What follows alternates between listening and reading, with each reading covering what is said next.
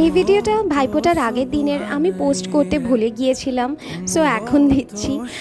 সেদিনকে লাঞ্চ টাঞ্চ করে দুপুরে সুন্দর করে দেন বেরিয়েছিলাম আমি আর ওম একটু সন্ধ্যেবেলার দিকে ভাইফোঁটার জন্য শপিং করতে।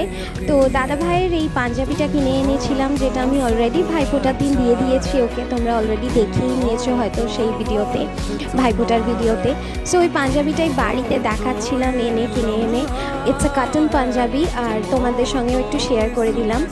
সো আর মিষ্টি টিষ্টি কিনে এনেছিলাম, সো সেইগুলোই একটু দেখাচ্ছিলাম বাড়িতেও এনে ইয়ে করে।